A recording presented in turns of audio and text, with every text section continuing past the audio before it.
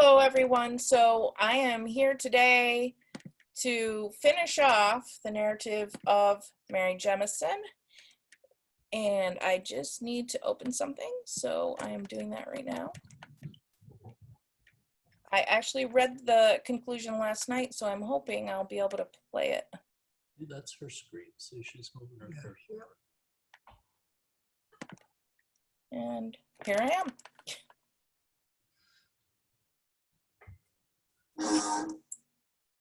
Uh-oh. It looks like it did not record last night. So guess what? No sweat. I will read it again. Oh, no. I wondered what might happen because honestly, it was behaving really strangely. So that's okay. I have it right here. But I'm on the wrong chapter. Let me get to where I need to be. Well, the end of it's pretty interesting. So I need to move these things out of my way, though. You go up there. Oh, I'm almost there. It's a long book. Bear with me. Okay, so that. Yeah, gotta make you guys small. There you go. So, chapter 15. Micah Brooks, Esquire, volunteers to get the title to her land confirmed to herself. She is naturalized. Great Council of Chiefs. September 1823, she disposes of her reservation, reserves a tract 2 miles long and 1 mile wide, the consideration and how paid.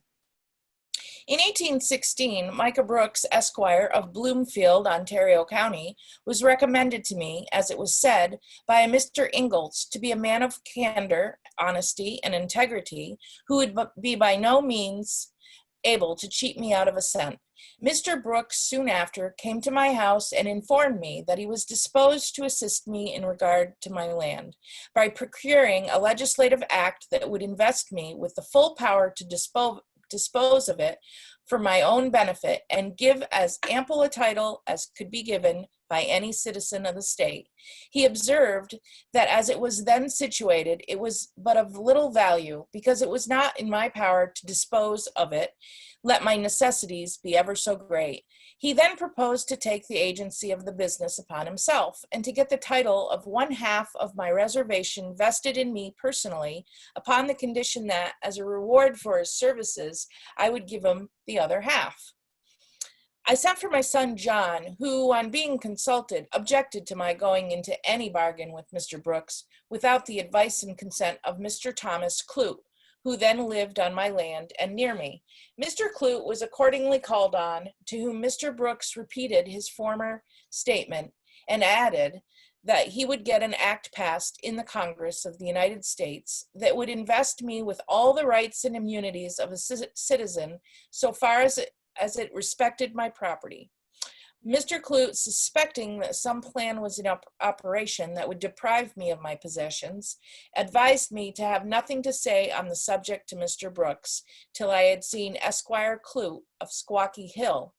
Soon after this, Thomas Clute saw Esquire Clute, who informed him that the petition for my naturalization would be presented to the legislature of this state instead of being sent to Congress, and that the object would succeed to his and my satisfaction.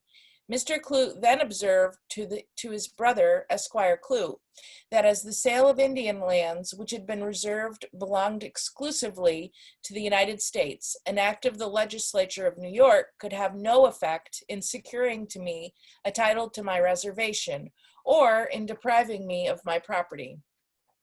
They finally agreed that I should sign a petition to Congress praying for my naturalization and for the confirmation of the title of my land to me, my heirs, etc.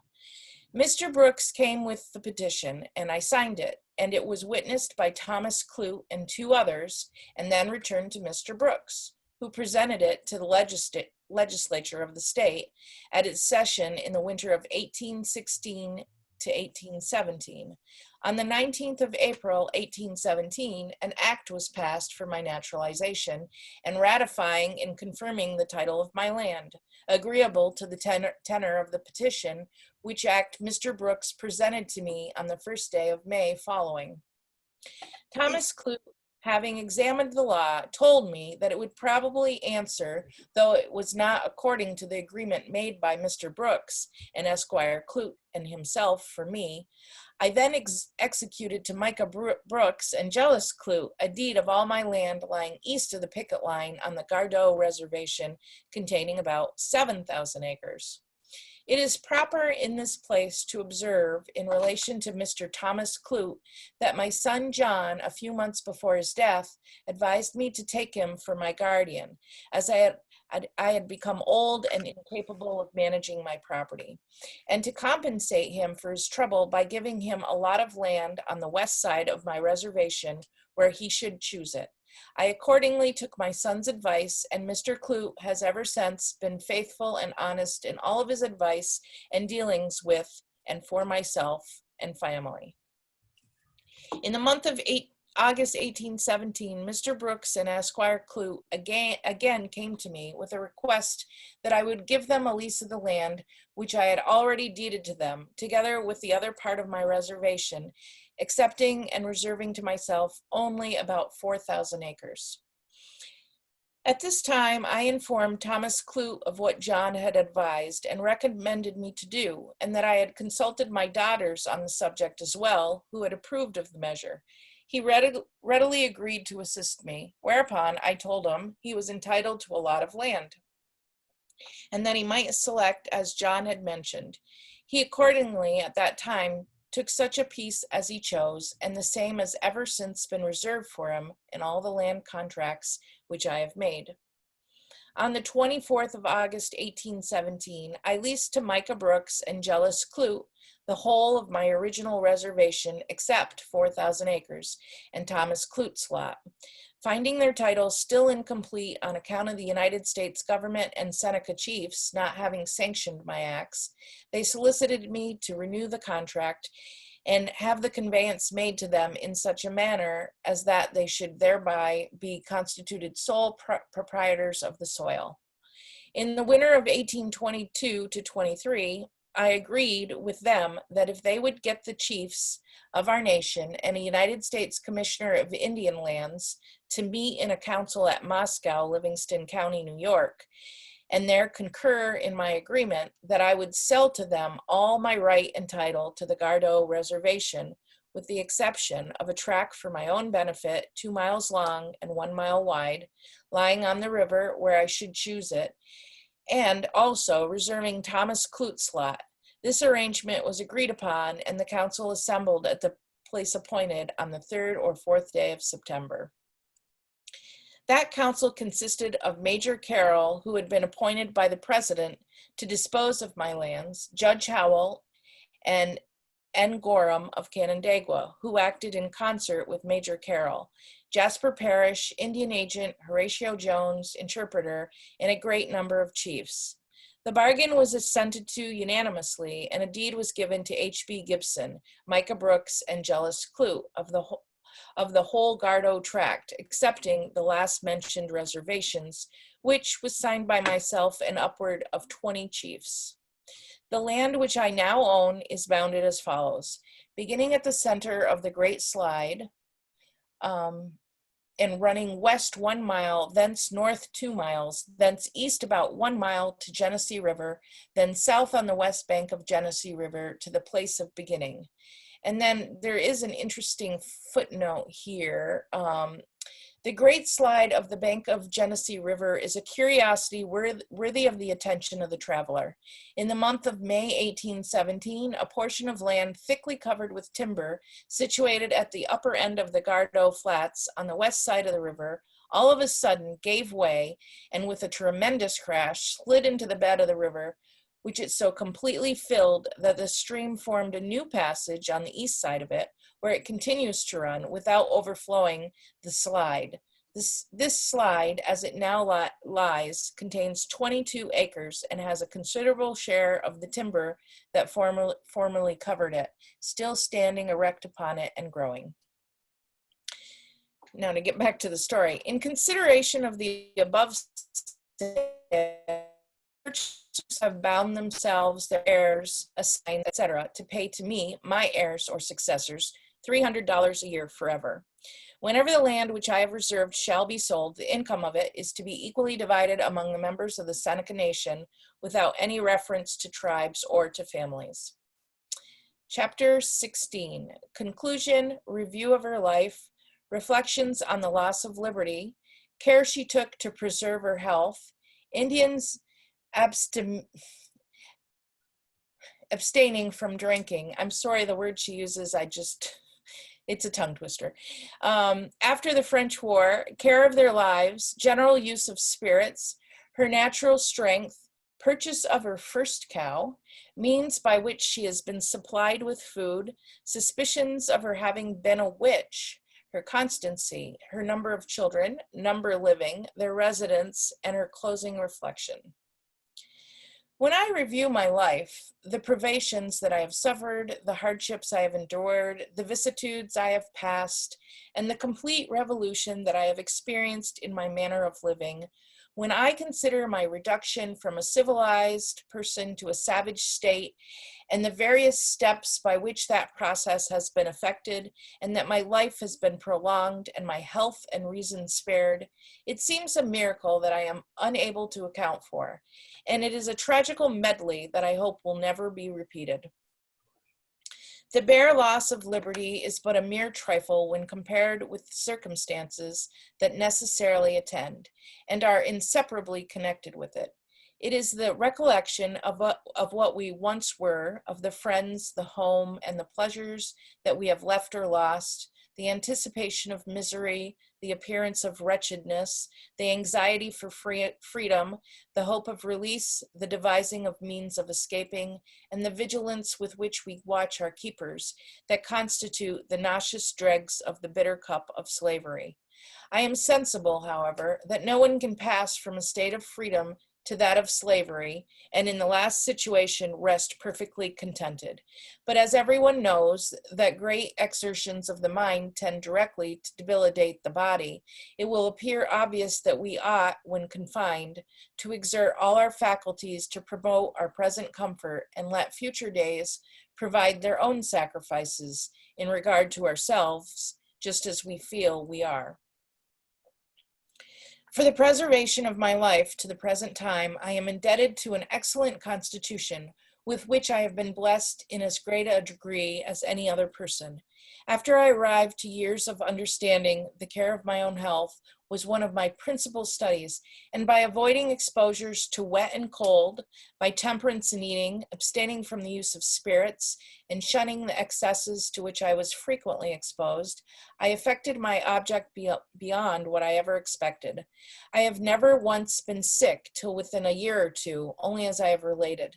Spirits and tobacco I have never used, and I have never once attended an Indian frolic. When I was taken prisoner, and for some time after that, spirits were not known, and when it was first introduced, it was in small quantities and used only by the Indians, so that it was a long time before the Indian women began to even taste it. After the French War, for a number of years, it was the practice of the Indians of our tribe to send to Niagara and get 2 or 3 kegs of rum, in all 6 or 8 gallons, and they would hold a frolic as long as it would last. When the rum was brought to the town, all of the Indians collected, and before a drop was drank, they all gave up their knives, tomahawks, guns, and other instruments of war to one Indian, whose business it was to bury them in a private place and keep them concealed and remain perfectly sober till the frolic was ended. Having thus divested themselves, they commenced drinking and continued their frolic till every drop was consumed. If any of them became quarrelsome or got to fighting, those who were sober enough bound them upon the ground, where they were obliged to lie until they got sober, and then they were unbound. When the fumes of the spirits had left the company, the sober Indian returned to each one all of their instruments which they had entrusted with him, and all went home satisfied. A frolic of that kind was held but once a year, and that at the time the Indians had quit their hunting and come in with their deerskins. In those frolics, the women have never participated. Soon after the Revolutionary War, however, spirits became common in our tribe and has been used indiscriminately by both sexes, though there are not so frequent instances of intoxication among the squaws as amongst the Indians. To the introduction and use or that baneful article which has made such devastation in our tribes and threatens the extinction of our people, the Indians, I can with great propriety impute the whole of my misfortune in losing my 3 sons. But as I have before observed, not even the love of life will restrain an Indian from sipping the poison that he knows will destroy him. The voice of nature, the rebukes of reason, the advice of parents, the expostulations of friends, and the numerous instances of sudden death are all insufficient to reclaim an Indian who has once experienced the exhilarating and inebriating effects of spirits from seeking his grave in the bottom of the bottle. My strength has been great for a woman of my size. Otherwise, I might long ago have died under the burdens which I was obliged to carry.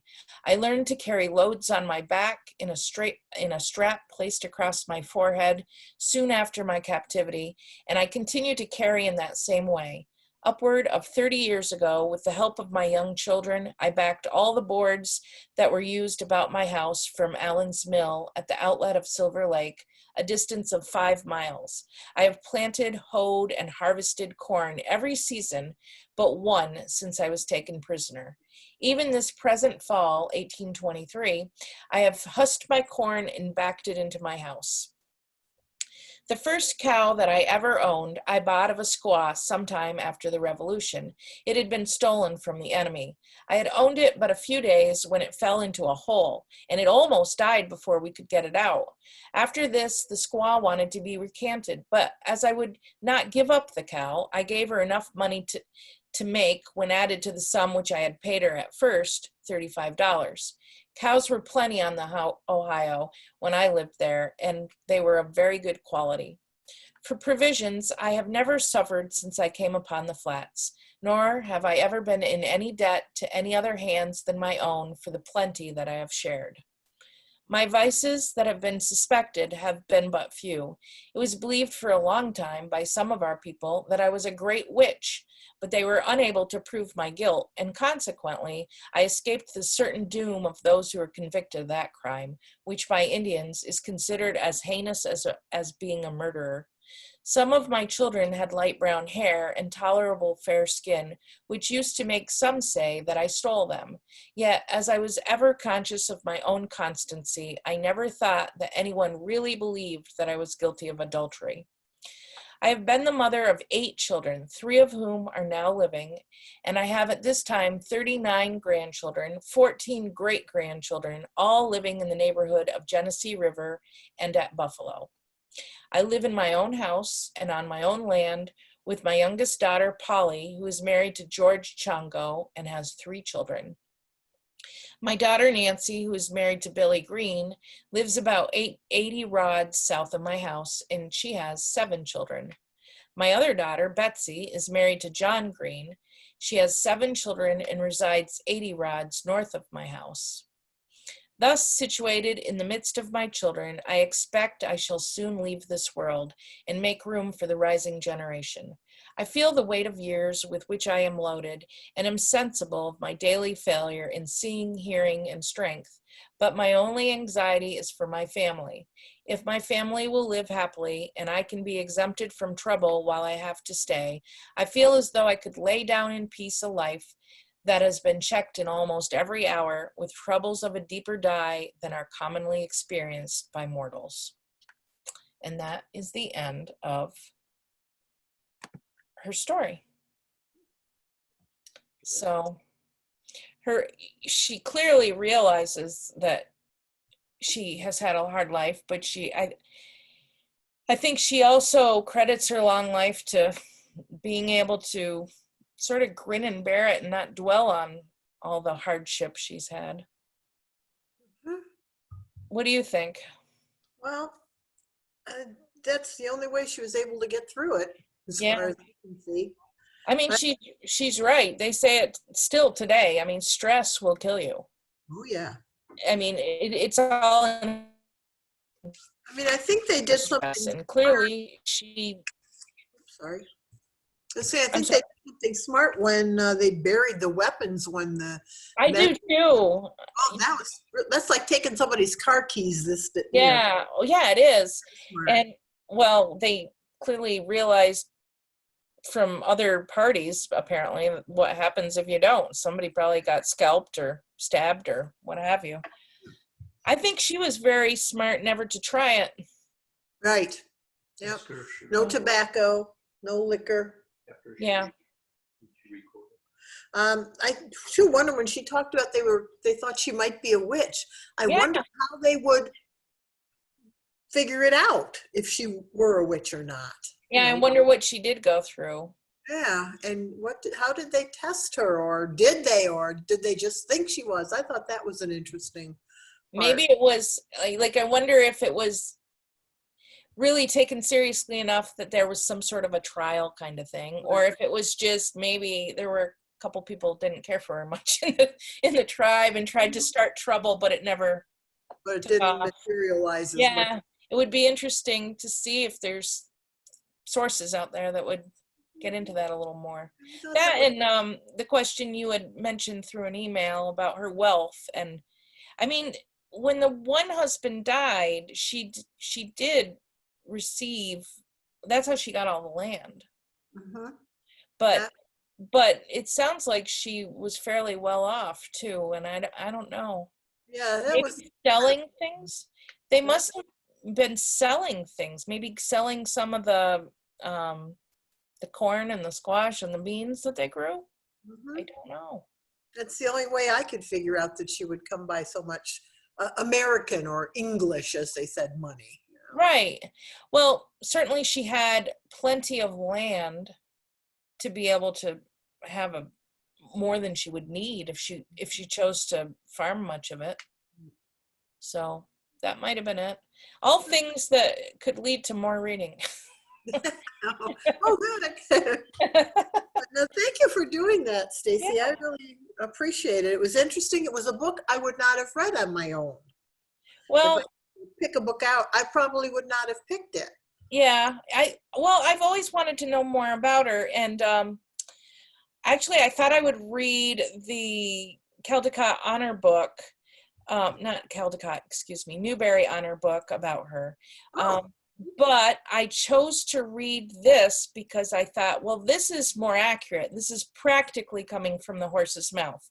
I think it came from the horse's mouth, but the doctor may have flowered it up. But I think it's accurate. I think, it's just, flowered up. But the one that won the Newbery Award, it won in the 40s. And there are people who say that it's not as unbiased as it could be. So you have to remember 1940s. So Right. I don't know. I can sort of see what they're saying. I have mixed opinions about it. I mean, I don't think it's a terrible book. I think that if it was your only book, though, I think it's good to read this first. Mhm. Although a child probably wouldn't want to read this because it's too tough. Too many words that like vicissitudes and other words that they wouldn't know, and maybe too long. Right. The main complaint is that in the Lois Linsky book, it's as though white people are very special and portrayed as being, so that's the bias people have. And I can sort of see that. I mean, this is I think a much more accurate account. I mean, you can't go into the stuff that you find out in this, in a children's novel. You have to cry. I mean, I found it hard to read some of the parts. It's just horrifying. And then you go to bed at night and these things, I don't know, they pop back in your head. And ooh, stop. I don't want to think about it. It's so terrible. I said earlier, it's not a bedtime book. Not a book. No, it's really not. It's really not. The things that happen to people. not Pretty fun with it. We've come a long way. I mean, I say we because I think all races of people have committed some heinous, violent crimes against others.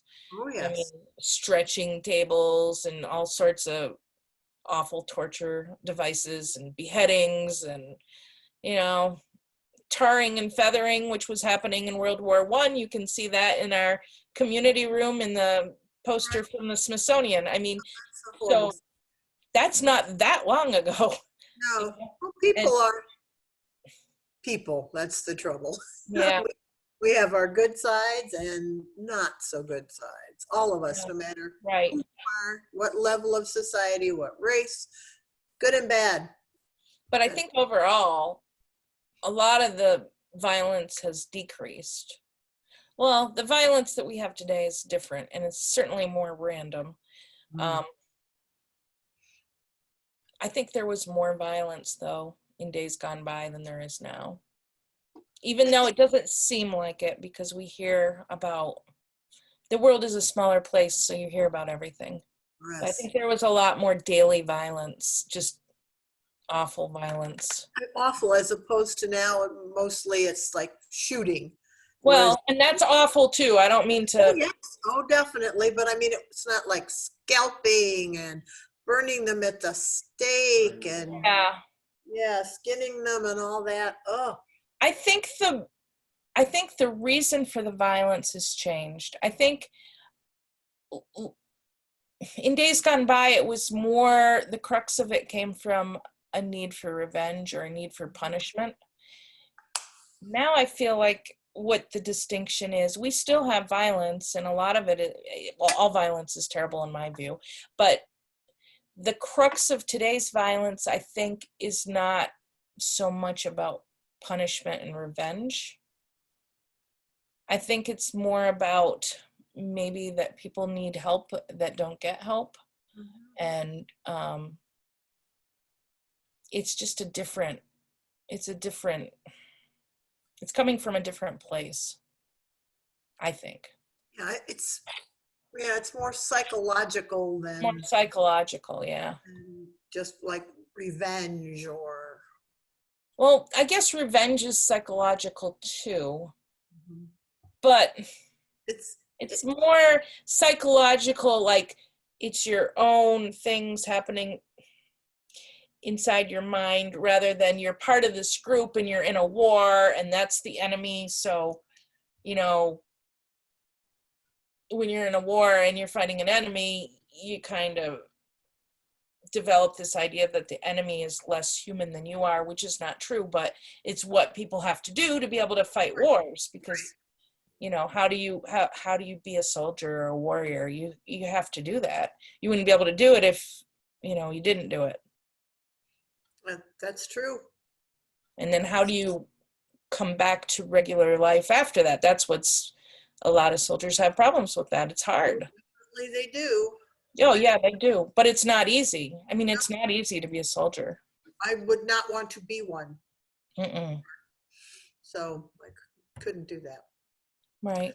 Well, thank you very much for the personal reading. We appreciated it. Okay. I hope some people are going to enjoy it and watching it later. Mm-hmm. We weren't sure we heard the recording button going on when you started. Did you record it? Oh, I thought I did way back in the beginning. Well, if I didn't, I'll read it a third time. It'll be my best reading of all. Right, because we won't. Oh, actually, it doesn't matter because I recorded it last night. So either way, I don't have to read it a third time. Oh, yay! Good. Yeah. But we didn't capture our whole conversation. But that's probably good because that's one thing. Talking about books to the world, and you know, people all have different. We all it's have okay. ideas about things. That's right.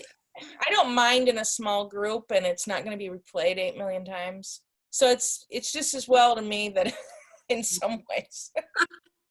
Okay, and I do it purposefully. I'll find out later if I made 2 recordings or not. Okay, great. But thanks for tuning in, and check out Citizen Science. It's so cool. I know that I looked at that, but I didn't click on it, but I thought I would look at it, you know, not at the time, but later. Right. Because something Well- else was going on, but I forget what.